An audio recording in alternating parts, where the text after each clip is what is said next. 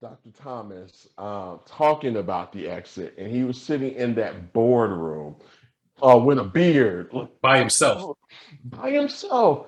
And normally he was always polished, and you were just sitting here like, "Oh man, this don't look good." He looked like he'd been sitting in that boardroom drinking. He probably done man cussed some folks out, and it's just you saw behind the mirror, and you're just saying, "Oh, this don't look good."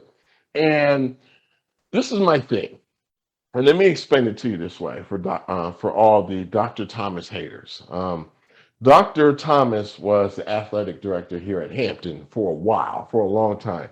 Him and Dr. Harvey are, they're partners in crime. And if you think about it, Dr. Harvey, we had Dr. Harvey at the top. Then we had Dennis Thomas. Then we had Joe Taylor. And then, and then those three, that was the nexus. And then you had out of that, you had Steve Murfield, Pat Bibbs, you had Nielsen Screen, then you had Tiny Laster. That made up an empire. And Yeah. if you think about that whole time where all of when we had all of these, I would say very, very strong personalities and just very, I would say, good coaches, and we won so many championships during that era.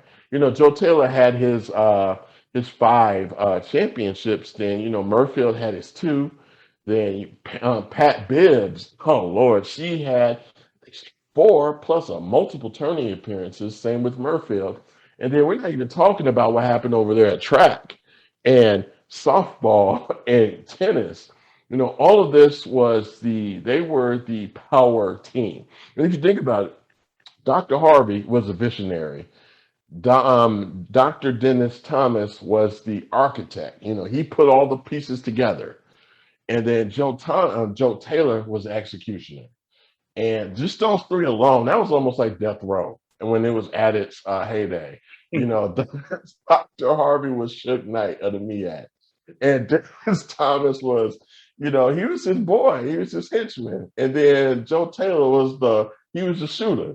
Wasn't nobody messing with him. You think about it, the only person that only team during that time that, kind of gave us static was FAMU during the Joe Taylor era. FAMU and at one point A&T.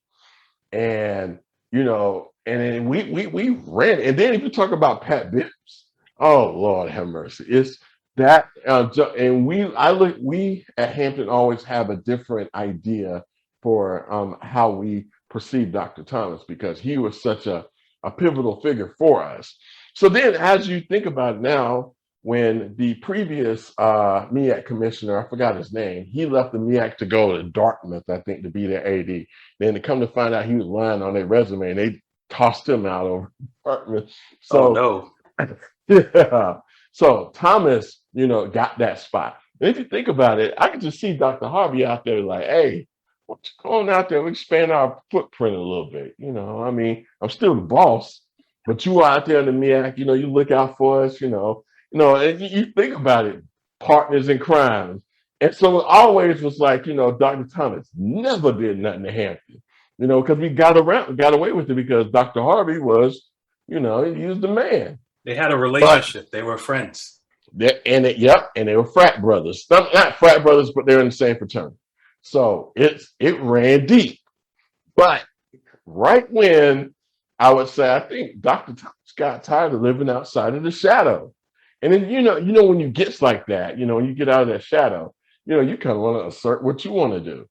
And so that's when I think when Harvey, thought he could just get out of the MEAC without paying a dime. And you know what? Dr. Thomas was like, nah, bro. Like, listen, man, we've been going back for years, but I'm not gonna take no more of you. You know what? And he pulled a real G move on Dr. Harvey. And it was so bad, remember the whole national media got into it.